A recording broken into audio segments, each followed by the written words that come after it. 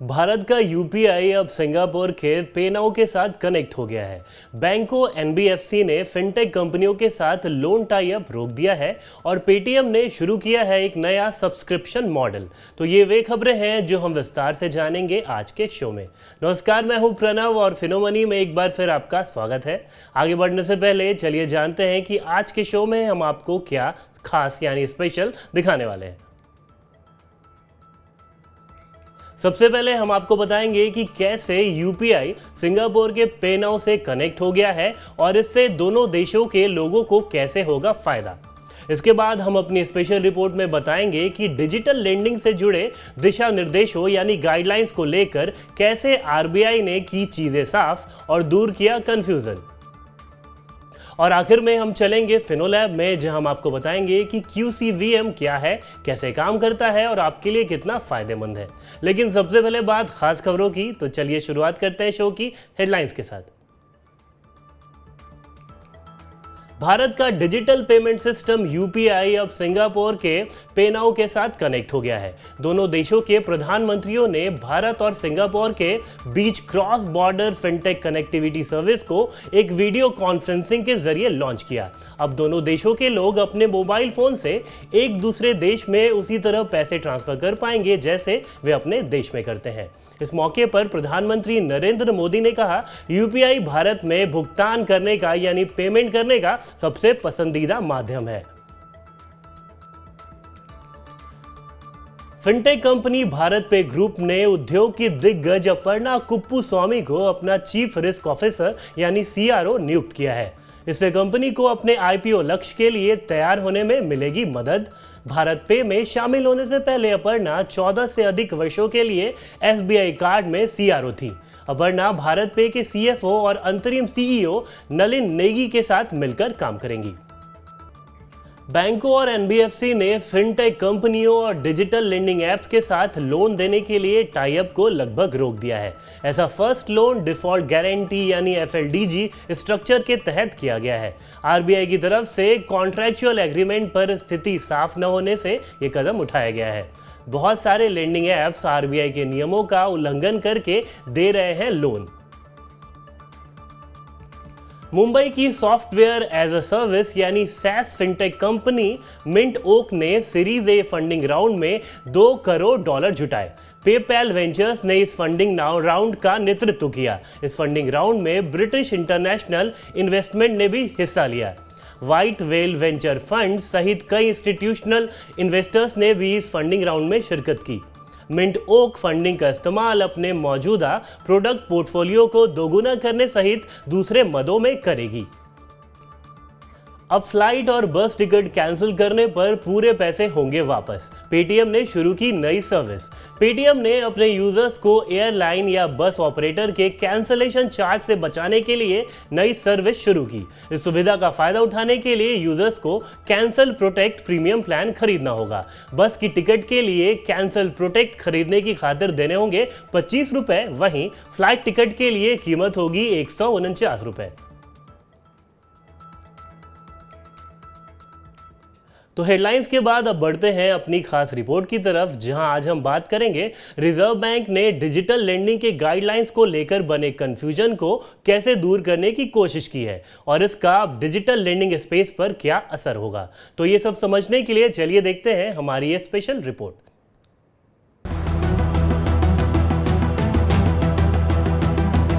Reserve bank के पिछले साल सितंबर में डिजिटल लेंडिंग गाइडलाइंस जारी करने के बाद बहुत सारे लेंडिंग सर्विस प्रोवाइडर यानी LSP और फिनटेक ने कहा कि इसमें कई चीजों को लेकर स्थिति साफ नहीं है और उन पर स्पष्टता की जरूरत है।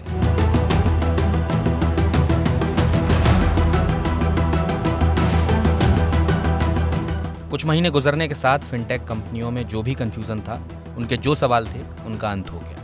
आरबीआई ने अपनी वेबसाइट पर कई FAQs यानी अक्सर पूछे जाने वाले सवालों के जवाब के साथ इस कंफ्यूजन को दूर करने की कोशिश की है। इसके जरिए डिजिटल लेंडिंग के दिशा निर्देशों पर चीजें साफ की गई हैं।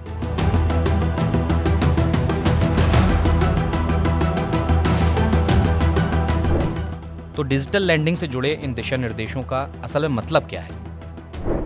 डिजिटल लेंडिंग दिशा निर्देश कुछ और नहीं बल्कि वो नियम हैं जो रेगुलेटेड एंटिटीज वित्तीय मध्यस्थों, लैंडिंग सर्विस प्रोवाइडर और उनके कामकाज पर लागू होते हैं। इनके तहत वे कानून भी तय किए गए हैं जो डिजिटल लैंडिंग व्यवस्था में इन इकाइयों की भूमिका से जुड़े हैं। साथ ही ये कानून जुर्माने से निपटने के तरीके, ये इकाइयाँ किस तरह के लोन दे सकती हैं और डिजिटल लैंडिंग के तहत कौन से लोन आते हैं, इन तमाम चीज़ों को लेकर है। इन चीज़ों को समझने की कोशिश करें, उसके लिए सबसे पहले ये जानना ज़रूरी है कि लैंडिंग व्यवस्था में डिजिटल टेक्नोलॉजी किस तरह से या किन उद्देश्यों के लिए इस्तेमाल किया जाएगा। नियमों के तहत कस्टमर हासिल करना, क्रेडिट असेसमेंट, लोन की मंजूरी, लोन लेना, लोन की वसूली और कस्टमर से जुड़ी सभी सेवाएं वे उद्देश्य होंगे जिनके लिए डिजिटल टेक्नोलॉजी का इस्तेमाल किया जाएगा।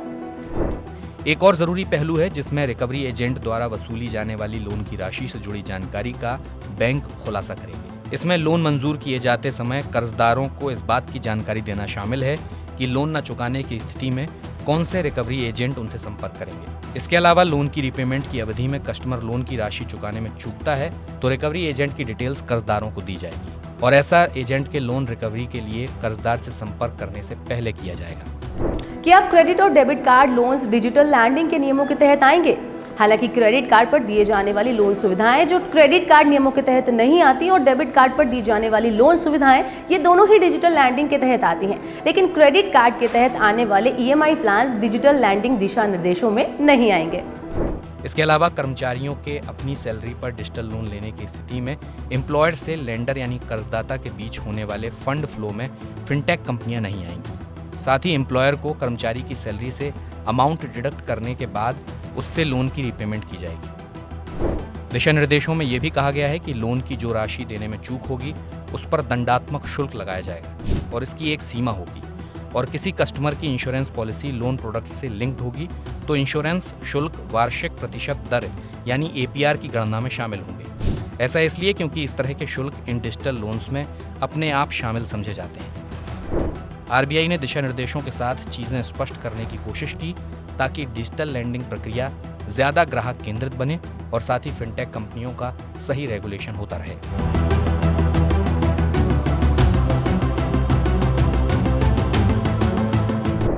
तो उम्मीद करते हैं कि हमारी ये रिपोर्ट इस पूरे मामले को और इस मुद्दे को बेहतर तरीके से समझने में आपकी मदद करेगी। आगे भी हम आपको इससे जुड़ी हर खबर बताते और समझाते रहेंगे।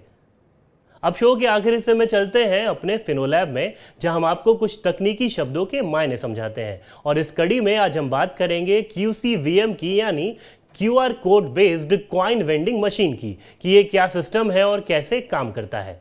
हाल ही में खत्म हुई मॉनेटरी पॉलिसी कमेटी यानी MPC की बैठक में रिजर्व बैंक ने न केवल महंगाई से लड़ने के लिए रेपो रेट बढ़ाया बल्कि QR कोड आधारित वेंडिंग मशीन या कहें QCVM लॉन्च करने की भी घोषणा की है। बहुत जल्द अब UPI QR कोड का इस्तेमाल कर वेंडिंग मशीन से सिक्के निकाल पाएंगे।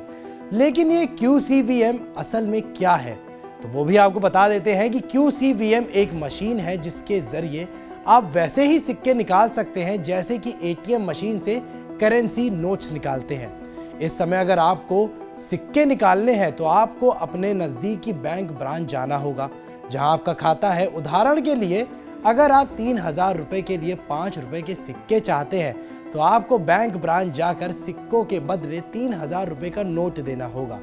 यहाँ पर QCVM पूरी प्रक्रिया को आसान बनाता है। चूंकि UPI QR कोड का इस्तेमाल सिक्के निकालने में किया जा रहा है, ये आपके बैंक खाते से लिंक्ड है। निकाले जाने वाले पैसे यानी कि सिक्कों की जो वैल्यू है वो राशि आपके बैंक खाते से डेबिट हो जाएगी। इससे बैंक ब्रांच और कस्टमर दोनों का ही समय बचेगा क्योंकि सिक्कों के बदले नोट देने की जरूरत नहीं होगी। अब सवाल ये भी है कि इस मशीन से निकलने वाले सिक्के कौन सी डिनोमिनेशन के होंगे, यानी वे कितने रुपए के सिक्के होंगे। तो चूंकि 1 रुपए से लेकर 20 रुपए तक के सिक्के काफी ज्यादा चलते हैं, उन्हें QCVM में उपलब्ध कराया जाएगा।